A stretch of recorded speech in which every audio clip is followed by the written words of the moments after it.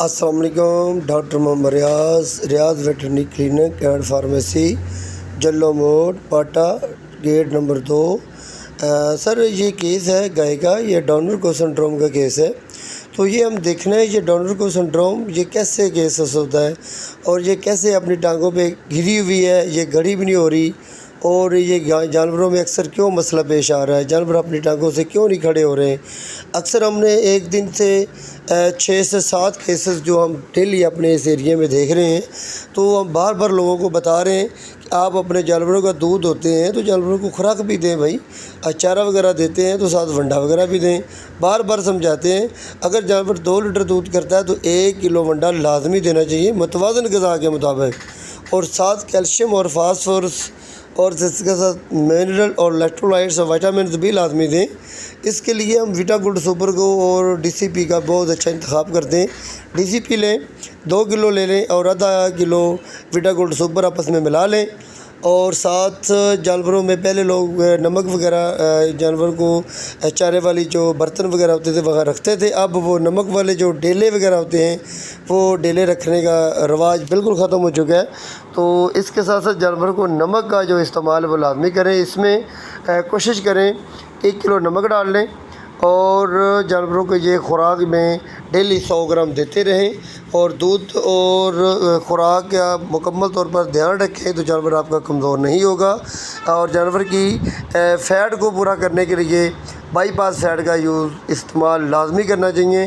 کم از کم 20 gram سے 50 gram تک ہر company کے حساب سے ڈوزز کا طریقہ کار لکھا ہوا ہوتا ہے، اس کے حساب سے جانور کو بائی پاس فیٹ بھی دیں. اور منرل اور وائٹامنز اور کیلشیم کے ساتھ ساتھ جانور کو چارے کا خیال رکھا جائے. تو یہ ہم نے سارا طریقہ کار دیکھا، اور جب یہ گائے کو ہم نے دیکھا تو سب سے پہلے ہم نے اس کا ٹمپریچر نوٹ کیا، کیونکہ یہ دھوپ میں پڑی ہوئی تھی. اس کا ٹمپریچر بھی تقریباً 103 فارنہائٹ کے قریب نکلا تھا.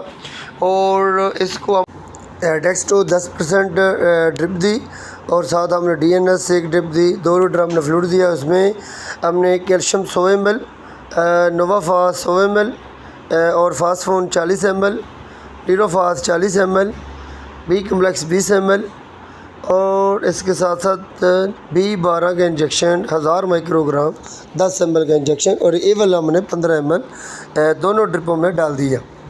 اور جب یہ کیا تو ہم نے اٹھانے کے لیے اس کی ٹرائی کی، کوشش کی، تو ظاہر ہے دھوپ میں پڑی ہوئی تھی تو یہ بر وقت تو نہ کھڑی ہو سکی، لیکن ہم نے سپورٹنگ کی مدد سے اس کو کھڑا کیا تو یہ گئے اپنی چاروں ٹانگوں پہ وزن ڈال کی. اور اس کو ہم نے چھاؤں پہ بھی کر لیا، اور اس کا ہمیں فون بھی ہے. ہم نے اس کا انجیکشن جو جو ہم نے جاری کیا ہوا ہے، جو لگا رہے ہیں بار بار، وہ ہم نے بایوسال کا انجیکشن 20 ml، کیٹوجیٹ 10 ml، اینڈروفلوکساسن 10 ml، اور جو ہم نے منرل پاؤڈر بتایا ہے وہ باقاعدگی کے ساتھ انہوں نے شروع کیا ہوا ہے. اور یہ گائے انشاءاللہ تعالیٰ کافی حد تک یعنی کہ بہتر ہے. ہم اس کو بار بار دیکھ رہے ہیں، آیا کہ یہ بار بار اٹھنے کی وجہ سے اس کی گائے کو ہپ جوائنٹ فریکچر تو نہیں ہوا، یا پھر اسٹائفل جوائنٹ جو ہے وہ فریکچر تو نہیں ہوا، یا پھر اس کو کسی قسم کی کوئی چوٹ وغیرہ لگنے کی وجہ سے کوئی انفلمیشن تو نہیں ہوئی. یہ ہم دکھا رہے ہیں یہ ہپ جوائنٹ میں کافی حد تک اس کو زور آ چکا ہے، اور وہاں پہ انفلمیشن بھی ہو چکی ہے. اور جب ہم اس کی ٹانگ کو ہلا رہے ہیں تو ہپ جوائنٹ میں ہمیں ایسے محسوس ہو رہا ہے جیسے یہ ہڈی کی تھوڑی سی ہمیں آواز محسوس ہو رہی تھی، جیسے کہ یہ بار بار کھڑا ہونے کی کوشش کر رہی تھی، اس کا پاؤں بار بار سلپ ہو رہا تھا، جس کی وجہ سے یہ ٹانگ باہر کو نکل جاتی تھی. تو یہ ہپ جوائنٹ پہ کافی حد تک اس کو یعنی کہ زور آیا ہوا تھا. تو انفلمیشن سوزش کی وجہ سے یہ گئے تقریباً کافی حد تک نڈال ہو چکی تھی، کھڑا ہونے میں اس کو بہت زیادہ تکلیف محسوس ہو رہی تھی.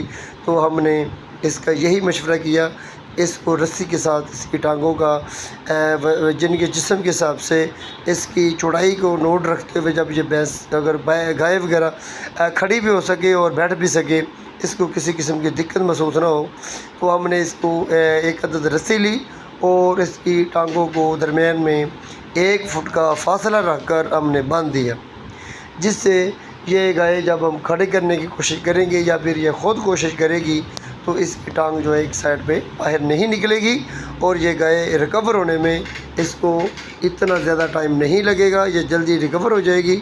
اور یہی ہمارا طریقہ کار ہوتا ہے. ہم دیکھتے ہیں اگر جانور کھڑے ہوتے وقت اپنی ٹانگ کو باہر نکال رہا ہو تو اس کی ٹانگوں کو باندھ دینا چاہیے. جو دوست ہمارے اس ویڈیو کو دیکھتے ہیں اور ان سے یہ فائدہ حاصل کرتے ہیں اور مزید اپنے دوستوں کو اپنے فارمرز کو یہ بتائیں. اگر جانور گر جائے تو آپ اگر لیٹ ہیں، اگر ڈاکٹر نے علاج کرنے میں آپ کو تاخیر نظر آ رہی ہے تو آپ ان کو آواز دیں، فون کر لیں اور ان کو بتا دیں کہ آپ اپنی گائے کی ٹانگوں کو باندھ دیں تاکہ بار بار کھڑا ہونے سے آپ کی گائے کی ٹانگوں کو، ہپ جوائنٹ کو یا اسپائفل جوائنٹ کو کسی قسم کا فریکچر کا مسئلہ نہ بن جائے. اور اس کے ساتھ جانور کو ٹکور کے لیے ہم جو ہے ونٹو جینو اور اس کے ساتھ نیم گرم پانی وغیرہ اور اس میں ہم یعنی کہ لونگ، دار چینی یا کرکرا وغیرہ کو جلا کر اس پانی کی ٹکور بھی کرتے ہیں اور اس کے اوپر ونٹو جینو یا آیوڈیکس وغیرہ کی مالش کرتے ہیں اور ٹکور وغیرہ بھی کرتے ہیں، جس سے اس کی سرکولیشن، بلڈ سرکولیشن جو ہوتی ہے وہ بہتر طریقے سے کام کرنے لگ جاتی ہے. اور یہ مسلسل ہم جو انجیکشن پین کلر ہے کیڈوجٹ دیتے ہیں، اینروفلوکساسین 10 ml دیتے ہیں اور بایوسال 20 ml ڈیلی دیتے رہتے ہیں اور یہ گائے تقریباً 2 ہفتے کے اندر بالکل کمپلیٹ طور پر ٹھیک ہو جاتی ہے.